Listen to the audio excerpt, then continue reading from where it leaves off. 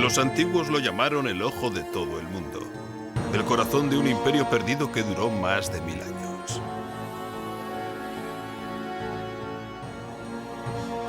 Santa Sofía, la iglesia de la divina sabiduría, era la corona de su gloria, la gloria de Bizancio.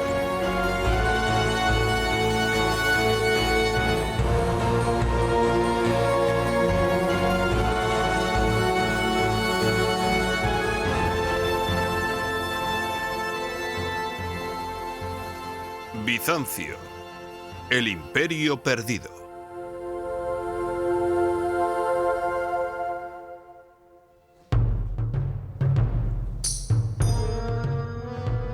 El desvanecido imperio de Bizancio, nacido de la pagana Roma. El sueño de un imperio romano cristiano que abarca desde España hasta Siria.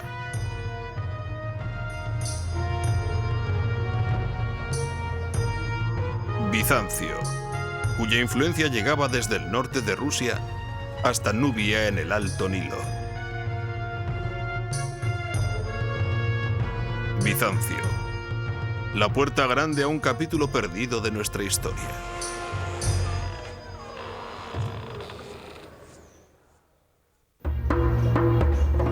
Construyendo el sueño.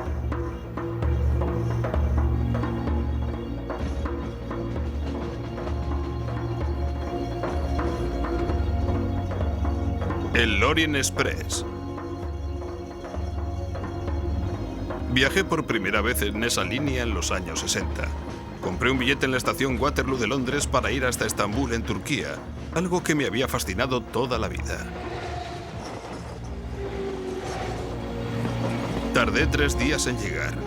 En realidad fue un infierno sobre ruedas, con cabras en los pasillos y el comunismo fuera de la ventana. De repente el tren entró en una curva y ¡pum! Me encontré de bruces con Oriente. Una ciudad dorada junto al mar, situada entre Oriente y Occidente. Se podía adivinar que había sido el centro del mundo. Era sorprendente, pero vayamos a Estambul. Y a las ocultas ruinas mágicas del Imperio Bizantino.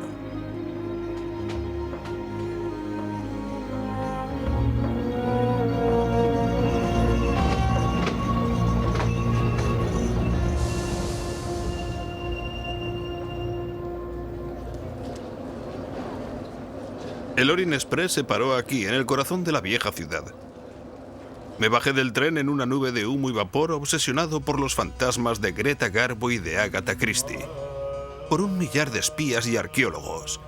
Por reyes y cortesanos de la Europa prebélica.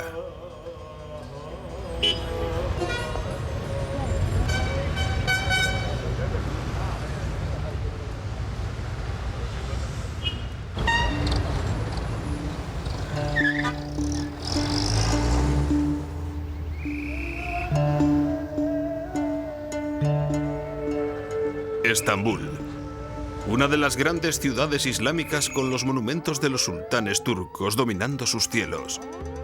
Conquistadores que han gobernado aquí desde 1453.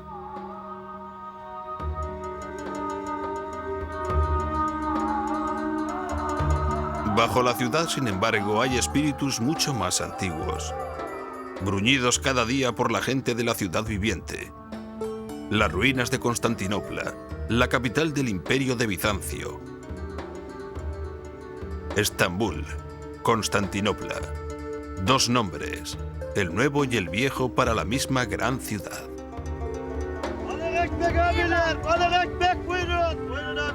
Hace 16 siglos, en el año 330, el emperador Constantino, primer emperador romano cristiano, eligió esta ciudad, entonces una pequeña ciudad griega, para que fuera su capital. Nadie sabe exactamente por qué. Hay algo que es seguro. Los grandes emperadores guerreros habían abandonado Roma y las ciudades de Occidente para siempre.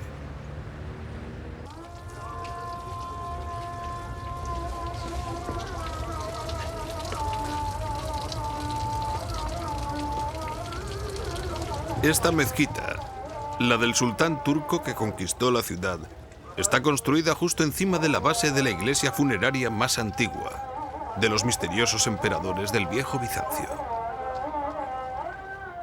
¿Qué fue ese antiguo y medio olvidado imperio? El Imperio de Bizancio. Bizancio. Esa palabra mágica llena de sabor. Imaginemos que los imperios de Grecia y Roma nunca desaparecieron, sino que se fundieron en un único imperio situado entre el este y el oeste. E imaginemos que los emperadores de dicho reino, los sagrados emperadores, pudieron caer hechos pedazos en manos del populacho en plena calle.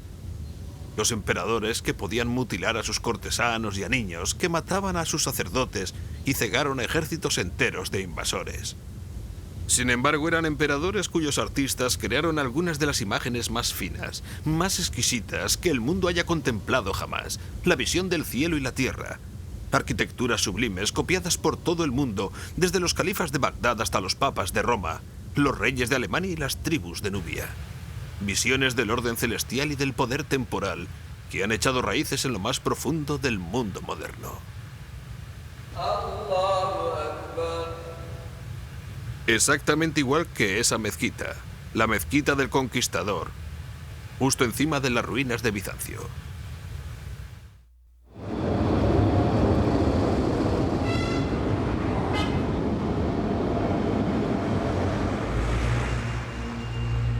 Aquí es donde empezó el Imperio de Bizancio, junto a esta columna en la calle principal.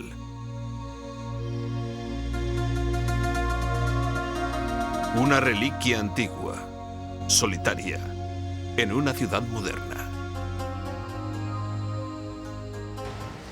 En el año 330, en una preciosa mañana de mayo, la gran procesión se abrió paso por esta calle. Era el camino de una ciudad antigua llamada Bizancio. La procesión iba presidida por el gran emperador romano Constantino. Con él llevaba un puñado de sacerdotes paganos y cristianos que entre todos portaban gran cantidad de reliquias. Había 12 cestos llenos de migas. Se dice que era lo que había quedado del milagro hecho por el Señor con los panes y los peces. Allí estaba el hacha con la que Noé hizo el arca. Y había una estatua que el propio emperador trajo desde Roma en secreto, la estatua del dios griego Palas. En el preciso momento que ordenaron los astrólogos, enterraron todas las reliquias al pie de la columna y al son de los tambores que portaban palafrenes traídos de Egipto. Constantino cambió el nombre a la ciudad y la llamó Constantinopla, y la proclamó capital de su nuevo gran imperio. Ya se sabe que con el paso de los años, la misma columna empezó a ser considerada en sí como una reliquia, y los bizantinos, es decir, la gente que vivía en la ciudad, la bautizó con el nombre del clavo de Cristo, porque pensaban que la gran estatua dorada de Constantino, por la parte superior, tenía algo de uno de los clavos utilizados en la crucifixión. Todos los años, el día de Año Nuevo, es decir, el 1 de septiembre, los bizantinos acudían a la base de la columna a cantar himnos a San Constantino, el fundador de la ciudad y del poderoso imperio llamado Bizancio.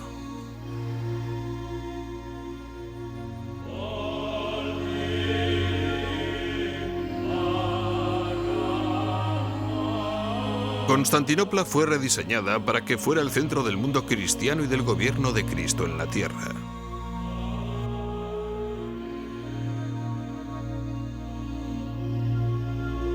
Esos dos grandes cálices se fabricaron para que guardaran el misterio de la sangre de Cristo dentro de las iglesias de la ciudad. Templos que rezumaban oro romano y antiguas imágenes santas. Iconos que durante 1000 años inundaron Europa y el Oriente.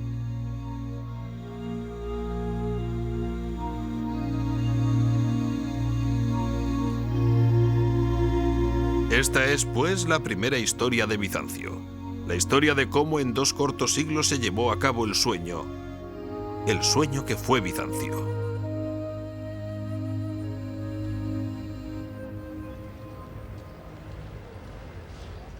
El emperador cristiano Constantino, el hombre que eligió la fe de Jesús y del Dios de Abraham y creó el inicio de las iglesias y gobiernos en los que Occidente todavía confía, fue coronado, dicen, en York, Inglaterra, en el 306.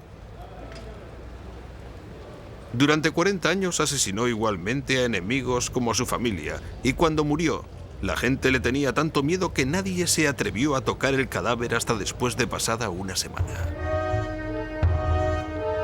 La ambición de Constantino abarcó todo eso. Lo último del Imperio Romano con Constantinopla, no con Roma como la capital. Lejos al norte, en Alemania, la ciudad de Trier, la gran guarnición imperial, es una muestra de lo que fue la antigua Constantinopla.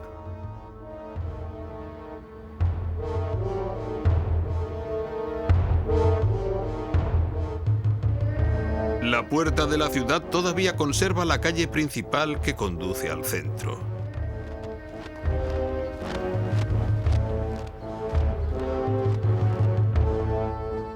Una enorme puerta, como el resto de la frontera del norte. Trier estaba continuamente amenazada por los godos y los hunos, y los vándalos y otra docena de pueblos guerreros.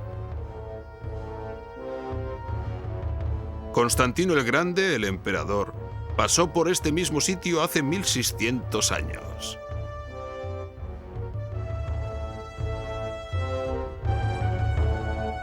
Estos arcos y bóvedas son parte de la arquitectura de su época.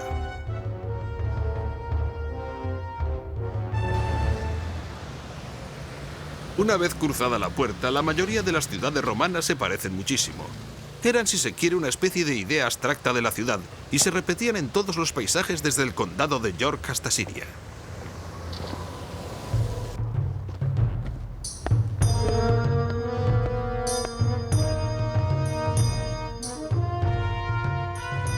Todavía se puede apreciar su diseño en 1 millar de antiguas ciudades y también en el Nuevo Mundo, desde Washington hasta San Francisco. Los planificadores todavía utilizan partes del mismo patrón. Todas las ciudades romanas tenían caminos como este, amplias calzadas que le llevaban a uno del campo al corazón de la ciudad. Esta está en Palmira, en el desierto sirio. En Constantinopla era denominada sencillamente la calle principal.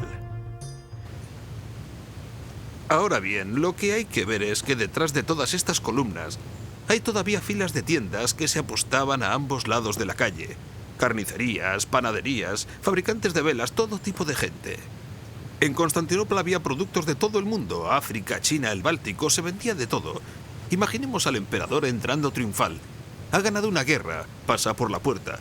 Les han dicho a los tenderos que limpien un poco la calle. Han sembrado todo el pavimento de flores, las rosas le caen por encima y hay alfombras y sedas ondeando por las brisas. Toda la ciudad está absorta. Naturalmente, detrás de la calle principal están las casas de la ciudad, los siervos, los soldados, el resto de la gente. Hay tabernas, burdeles, todo lo que conforma una ciudad. Y entre ello destacan los enormes edificios que Constantino mandó construir antes de que la ciudad pudiera ser realmente llamada una metrópolis romana.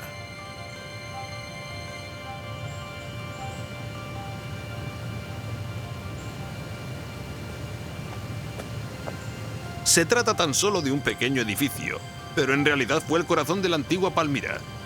Es el centro del despacho oval desde donde se llevaba a cabo el gobierno, donde se reunían los ancianos de la ciudad, donde se gestaban los complots. Naturalmente, en las grandes ciudades imperiales de Constantino, esto habría sido un enorme salón larguísimo y con bastante frecuencia. Él mismo se habría sentado allí, en el salón central del gobierno, donde están ahora los altares de las iglesias cristianas, porque básicamente se trata del mismo edificio.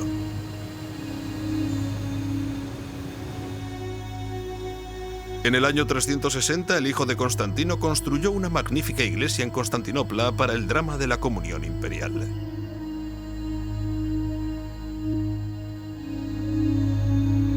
Al lado, aquellos mismos emperadores piadosos construyeron un gigantesco circuito de carreras.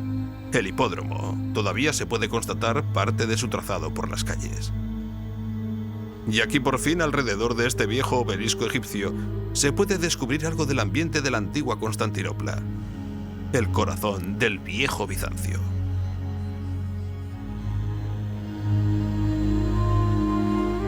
Esta piedra es como un enorme espejo reflejando toda la vida que antaño anduvo rondando por aquí. Ahí está el emperador y su familia. Los sucesores de Constantino entran en el palco real para comenzar una carrera de carros. Allí está el obelisco en mitad de la pista de la carrera, y los guerreros, en total unos 8, que salen corriendo a la vez. Se necesitaba mucha suerte para ser el vencedor. Aunque este lugar no era solo una pista de carreras, era el lugar donde la gente se encontraba con el emperador y su corte. Es la zona, el espacio de Bizancio. 100.000 personas rugiendo cuando los nuevos emperadores son presentados ante ellos, al mismo tiempo que los cautivos de las guerras foráneas son traídos y arrojados a los pies del emperador. Es el viejo parlamento, el corazón de Bizancio. ¿Y esa escena de ahí? ¿Dónde la han visto antes? Presten atención. El emperador está en medio con su familia, como un dios.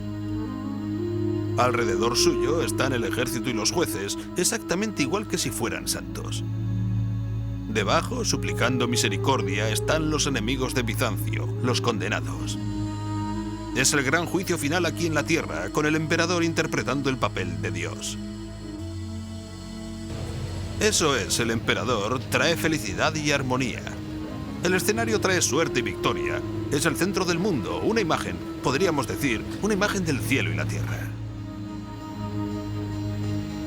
De modo que si hubiéramos abierto las puertas del palacio que antes estuvo al lado del hipódromo, estaríamos abriendo las puertas terrenales del paraíso.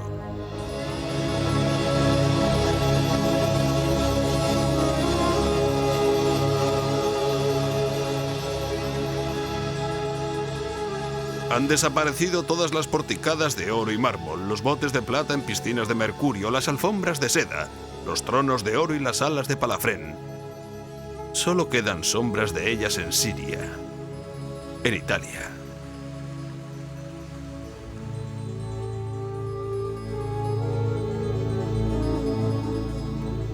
Sin embargo, Constantinopla tuvo una vez el palacio de todos los palacios, el palacio del Imperio Cristiano.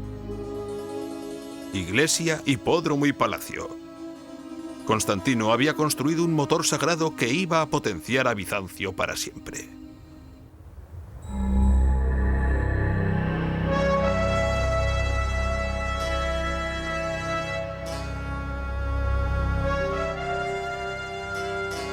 Para proteger la santa ciudad de Constantinopla, los emperadores de Bizancio construyeron las murallas más grandes que jamás hubiera tenido otra ciudad en el mundo. Los ejércitos que controlaban las vidas de millones de personas salían por esas puertas, y por ellas pasaban el producto de un imperio.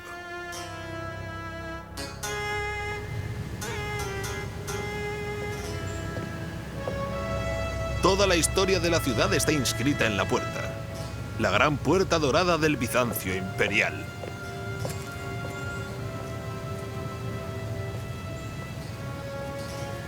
¿Pueden ver ese hueco en la parte superior? Antaño estaba abierto al cielo. Durante 600 años, los emperadores y ejércitos pasaban por esa puerta en entrada triunfal cuando volvían de las guerras contra los persas, los árabes, los búlgaros o los rusos. Posteriormente hubo un terremoto y la puerta quedó bloqueada. Luego una puerta abajo que ni siquiera un hombre a caballo podía traspasar y que fue construida en los últimos días de Bizancio. De manera que se trata de una puerta mágica, una puerta cargada de leyendas. Cuentan que sus portones de madera estuvieron recubiertos con láminas de oro que son las que dieron el nombre a la puerta. Dicen que el último emperador, muerto en combate al pie de las murallas, está enterrado bajo esas piedras esperando la llamada para volver a recuperar la ciudad. Es una puerta legendaria, pero que habla sobre todo del poder imperial de Bizancio. Ahora bien, este mármol blanco como la nieve, por el que recorren unas extrañas líneas grises, se encuentra por todas partes en el Imperio de Bizancio, desde España hacia Siria hasta llegar a la mismísima Constantinopla. Procede de una pequeña isla solamente, una pequeña isla de entrada en el mar.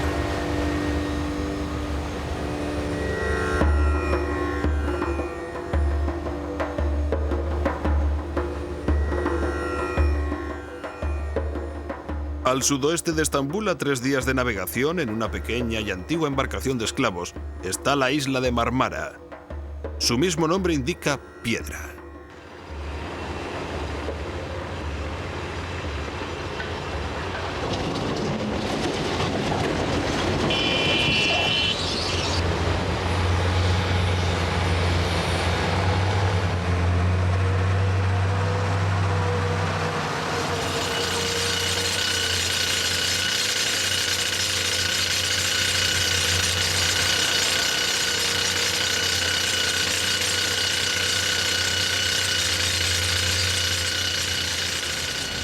En los primeros siglos de Bizancio, los esclavos por decenas de miles trabajaron en estas colinas marmóreas.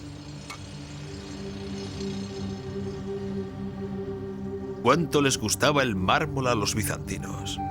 En el mármol, dice un sacerdote, Dios atrapó los campos de las flores y los bosques de las montañas, y pescado, y fruta, y las nieves que se derriten.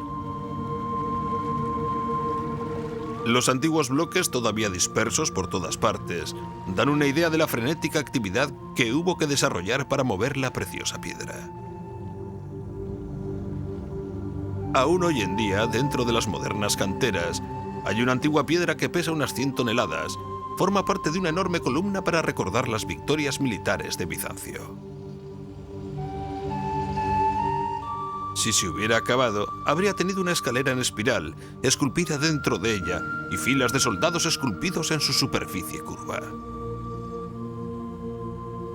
Sin embargo, todavía sigue ahí. Se rompió mientras estaba siendo extraída.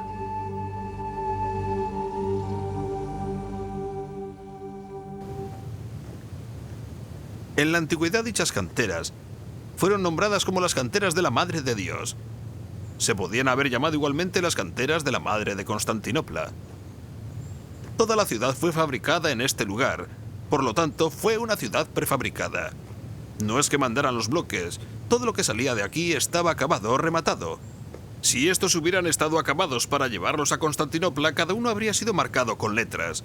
Esto, por ejemplo, tiene todo el aspecto de formar parte de la zona superior de un edificio, de un templo romano.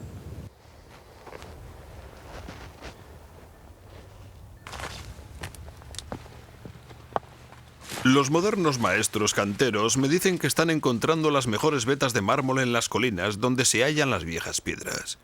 Se trata de un buen sitio. Una enorme columna gigantesca.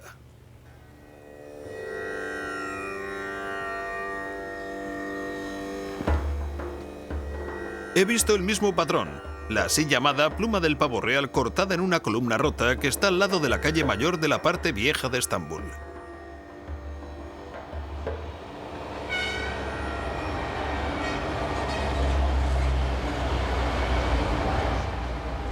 Eso fue antaño una plaza de mármol en una calzada en medio de Constantinopla. No creo que los turcos del moderno Estambul piensen mucho sobre las antiguas victorias bizantinas. Sin embargo, todavía quedan algunos fragmentos de aquella gran columna conmemorativa que vino desde Mármara. Los fantasmas de los ejércitos imperiales todavía siguen alineando sus botas en las procesiones por la ciudad.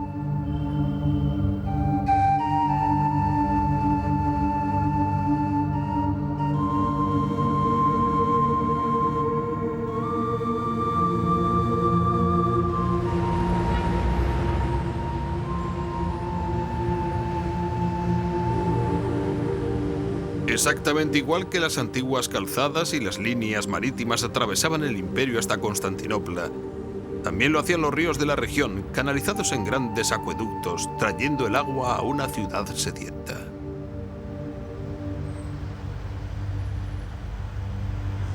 Debajo de la ciudad, excavado en la parte superior de la colina, un mundo misterioso de unos 1500 años de antigüedad. Contiene unas cisternas de agua fresca de tal forma que los bizantinos podían bañarse exactamente igual a como lo hicieron los romanos en salas de mármol.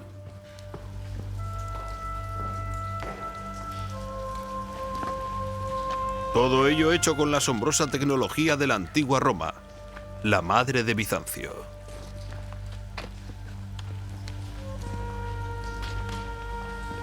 Las columnas de mármol, enormes bóvedas de ladrillo. Es como un bosque oscuro de Bizancio bajo el moderno Estambul.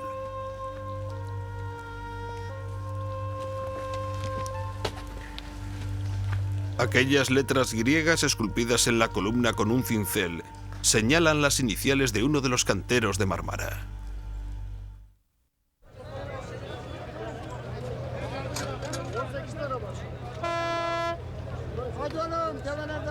El aprovisionamiento de comida para la cada vez más grande ciudad también llegaba con abundancia. ¿Qué ejército enorme de logística y milagro terrenal tuvo que hacerse para alimentar al 500.000 de habitantes de Constantinopla, la ciudad más grande de Europa, y todo, naturalmente, manual? No había industrias alimenticias, habría que transportarlo en barcas o carretas. Los bizantinos creían que el mejor pescado se cogía dentro del palacio del emperador.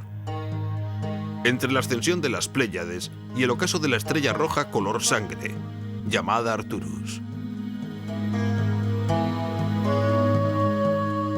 Los colores, olores o texturas del antiguo mundo cotidiano. Los ingredientes de la experiencia bizantina en el mundo del antiguo Mediterráneo.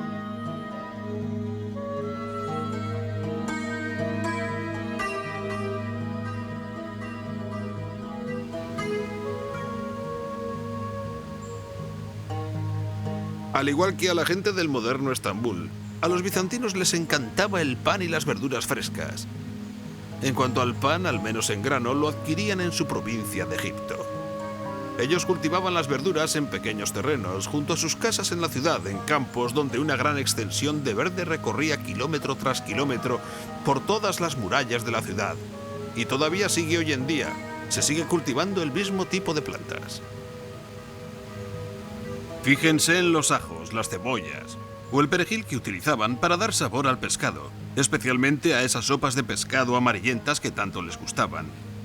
Tenemos una auténtica delicia ecológica bizantina. Hay 3 o 4 tipos de cosas. Hay ruca para la ensalada, acelgas, berza y menta. Todo crece junto y en gran cantidad.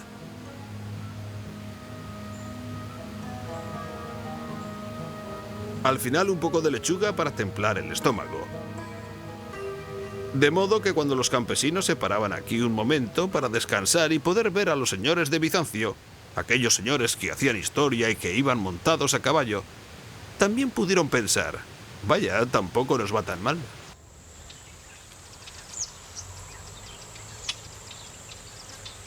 La economía bizantina estaba basada en la dieta mediterránea clásica: vino, grano, queso, verduras y aceitunas. El aceite de oliva era fundamental. Era el combustible de Bizancio. Iluminaba las calles, las casas y los faros. Engrasaba las carretas y curaba la calvicie, y se utilizaba para cocinar. En su primer siglo, el aceite de Constantinopla procedía sobre todo del norte de Siria. Esto es algo maravilloso. Es una pieza de la tecnología industrial bizantina. Una fábrica para elaborar aceite de oliva. Es un sitio pequeño y maravilloso. Les enseñaré cómo funciona.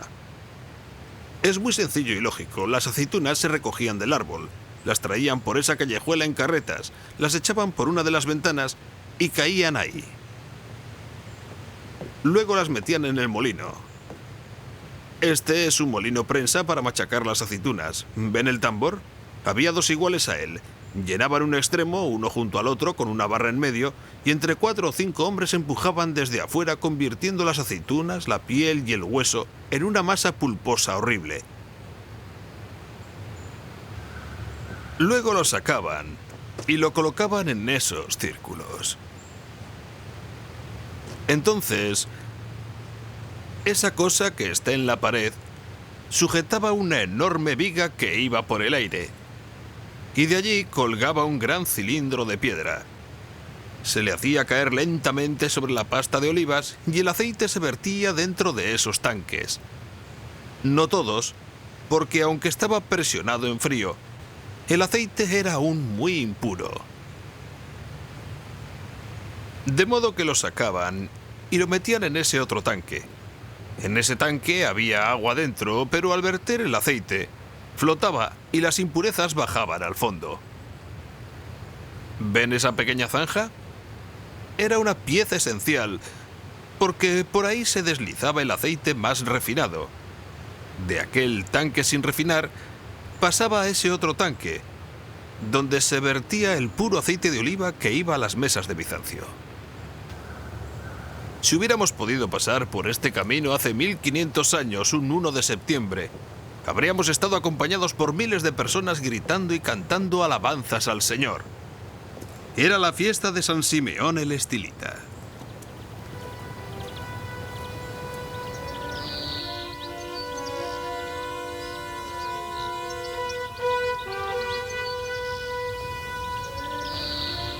Al primer sitio al que acudían las procesiones era el Gran Baptisterio. 10.000 personas, ciudades enteras han sido bautizadas en esta sala en un solo día, y salían cantando al Señor hacia la iglesia del Santo.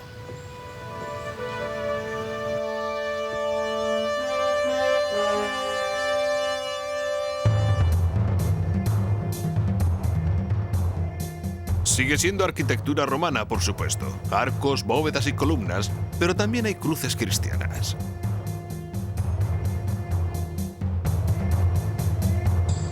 Las antiguas formas empiezan a cambiar. ¿Ven? El viento de la fe está doblegando todos los patrones antiguos paganos. Es el comienzo de lo que se podría llamar Bizancio. Y en el centro de la iglesia, los restos de una columna de 18 metros en la que vivió San Simeón.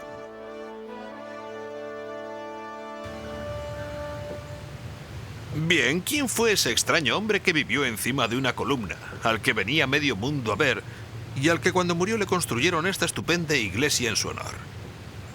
Bien, en sus tiempos jóvenes, Simeón llevaba ropa tan áspera que le hacía sangrar. Luego tuvo la idea de encadenar su pierna izquierda a una gran roca. Todo eso antes de subirse a la columna. Pero Simeón no estaba chiflado. Simeón tenía una enorme presencia parecida a la de un emperador. Se sentaba, permanecía quieto y en silencio, luchando entre las tentaciones de la carne y el diablo. A la mayor parte de la gente le parecía que aquella heroicidad quedaba fuera de su alcance. Y allí estaba él, en la parte alta de la columna, a mitad de camino entre la tierra y el cielo. Un hombre perfecto que arreglaba los entuertos, de modo que se servían de Simeón. Los granjeros de Siria acudían aquí para arreglar los litigios que él se encargaba de resolver. Los beduinos árabes también acudían a verle. El emperador también lo hacía. Simeón en su columna cumplía una función de equilibrio en la sociedad, un equilibrio tan terrible que si maldecía a alguien desde la parte superior de la columna podía caerle un trozo de roca al infortunado individuo. De modo que Simeón fue un elemento vital del nuevo imperio cristiano. Había cogido el timón de Roma y lo había puesto a mitad de camino entre tierra y cielo.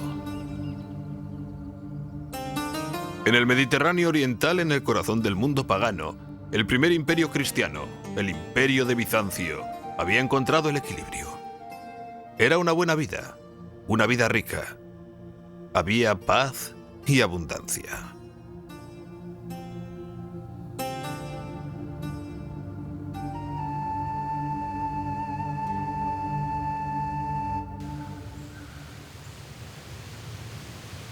Saben, siempre me ha resultado interesante cuando la gente habla de la caída del Imperio Romano. Después de todo, Constantinopla cada vez se hizo más y más rica y no decayó en absoluto. Supongo que se dice eso porque cayó Roma. Por cierto, Roma no cayó, simplemente se hizo más pobre. Constantino había trasladado la capital de las grandes ciudades del oeste al este. Y con él trasladó el gobierno, generales, artistas, arquitectos, todos los que contribuían a crear el imperio se trasladaron con él. De manera que en el año 475, 25 años después de que se acabaran de construir las murallas, el último emperador de Occidente, un joven emperador, envió la corona del imperio aquí a Constantinopla, a la Nueva Roma.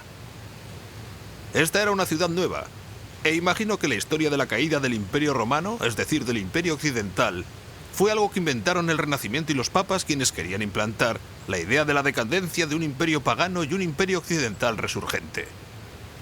Fueron muy buenos propagandistas pagando a Miguel Ángel y a Rafael para conseguir sus pretensiones, pero la verdad es que la vieja Roma, la antigua Roma, había sido modelada en las grandes ciudades del este. cuando se hicieron, por ejemplo, Antioquía y Alejandría unas espléndidas ciudades hechas de mármol. De modo que cuando se dice que Roma cayó, no es cierto, Roma no cayó. Sencillamente volvió a casa. Después de que el último emperador del oeste abdicara, Bizancio perdió la mayor parte de sus provincias europeas, aunque solo durante un siglo. En el año 55, unos ejércitos bizantinos totalmente remozados las habían reconquistado en Rávena, al norte de Italia. Dejaron una decoración impresionante en la iglesia como recuerdo.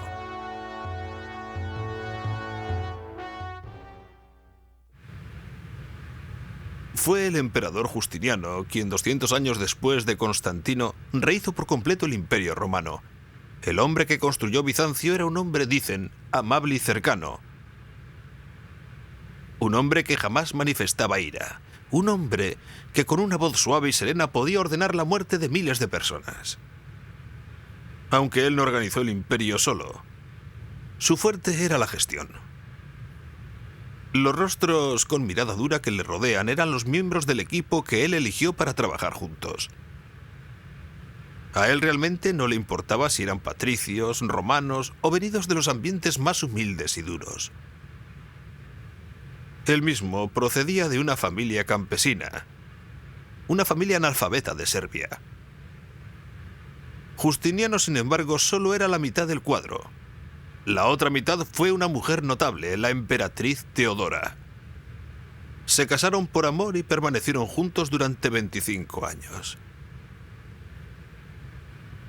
Miren las jóvenes de la corte.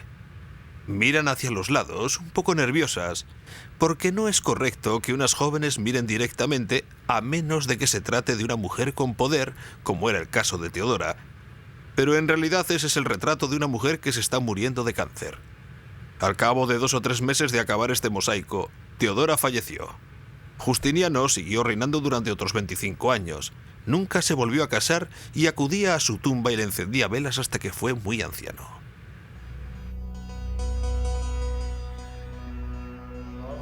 Aunque Justiniano y Teodora restauraron el Imperio Romano, aquello ya no era el antiguo mundo clásico.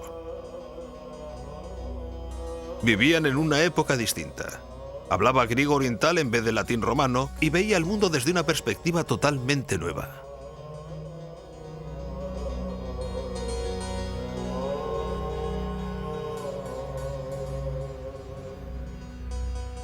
Observen estas esculturas. Probablemente son las últimas obras clásicas que se hicieron. Fueron realizadas por las generaciones anteriores a Justiniano. A primera vista, se puede pensar que se trata de algo parecido a lo que hay en los museos, es decir, grandes Alejandros y Césares pavoneándose. Pero no es nada de eso. Son nuevas y diferentes. Algo estaba pasando. Es un trabajo muy sencillo, muy realista. Líneas muy claras, con la barba de un día, cinceladas en el mármol ligeramente, como para enfatizar su transitoriedad, su inmaterialidad. Esa gente es reflexiva y bastante sabia. Después de todo, los santos y los obispos no les habían dicho que esta vida, que este mundo material no era más que una ilusión. Naturalmente, estas estatuas no confían en el mármol como Alejandro o los emperadores de Roma lo hacían. No son heroicas descripciones de carne y hueso o de músculo forzudo. Cada persona permanece dentro de su propio y misterioso espacio interior, y desde dicho espacio contempla el exterior, mirando desde el alma hacia los cielos.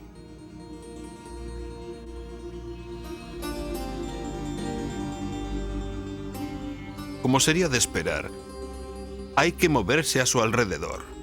La sólida masa de mármol y su humanidad no son más que una ilusión.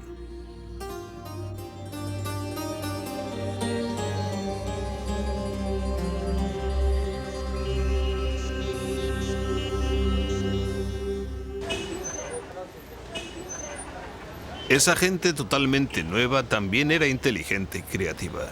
Muchos fueron llevados allí, al centro del imperio.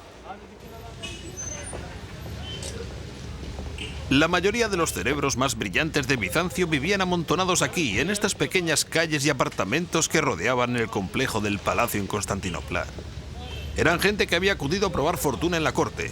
Acudían de España, de Egipto, de Siria. Eran matemáticos, abogados, médicos, científicos, magos, alquimistas, toda clase de gente particular y maravillosa que pululaba y vivía estrechamente junta en estas calles. Entre los años 520 al 530 hubo un gran hervidero dentro de aquella comunidad única. Justiniano y Teodora habían planificado construir nuevos palacios e iglesias, tales que deslumbrarían al mundo. Las antiguas formas, arcos, bóvedas y columnas se estaban utilizando para revolucionar. Esto redundaría en 10.000 iglesias diferentes durante más de 1000 años, en el estilo bizantino.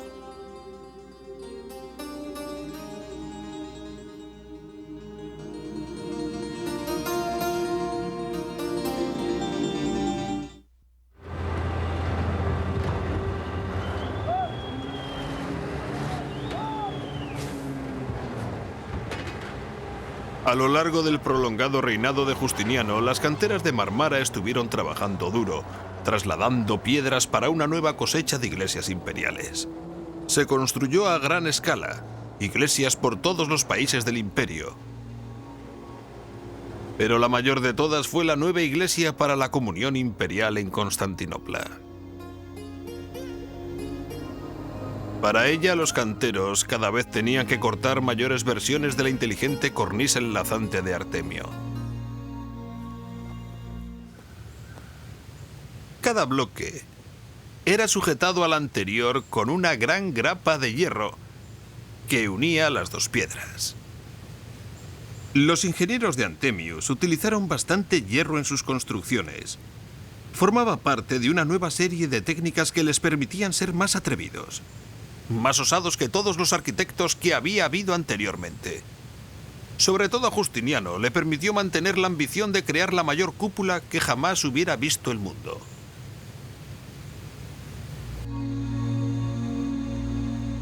Los misteriosos cargos, los mármoles mágicos traídos de todo el imperio surcaban los mares y llegaban a la ciudad santa de Bizancio para juntarse en el lugar de la comunión imperial. Era un sueño acabado. El clima intenso de toda la ingeniería de la antigüedad, una estructura llena de vida, construida a base de oración y pragmatismo para dar paso a la grandiosa cúpula. Esa era la parte exterior del escenario.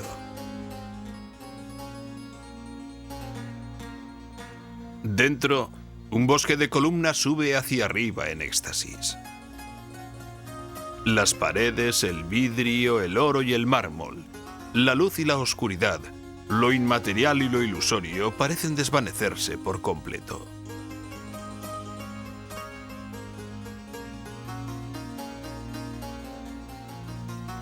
Es un perfecto mar de espacio para la sabiduría de Dios, para que baje y toque la tierra. Un perfecto escenario para los cantos de Bizancio. Mirad, han venido los señores de la tierra y el cielo. Las columnas de rojo sangre de Palafrén egipcio fueron cogidas, así dicen, del Templo del Sol en Roma. Las puertas de madera del Templo del Arca de Noé. El bronce del templo fue cogido del templo a la diosa Artemisa, una de las 7 maravillas del mundo antiguo.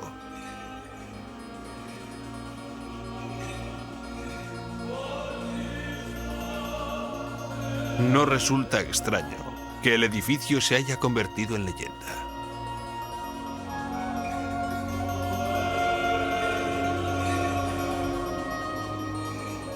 Los poetas afirman que la iglesia puede captar el tamaño de la puesta del sol y la escala de las canteras, los tonos de los pájaros y de los peces y de las piedras preciosas, todas las texturas y experiencias del lejano cotidiano, el color sonrosado de las uñas de un bebé y el movimiento ascendente de la estrella roja reluciente, Arcturus. En bizantino, en griego, esta iglesia fue llamada la iglesia de Hagia Sofía, la iglesia de la Santa Sabiduría. El enorme imperio de Justiniano, su riqueza, su piedad, su herencia pagana, todo estaba aquí amalgamado.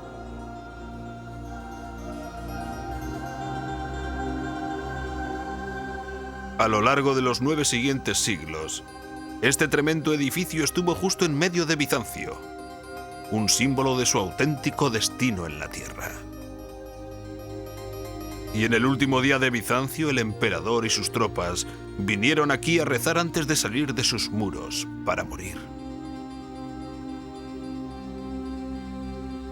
Porque esas fueron las bóvedas que contenían el sueño que fue Bizancio.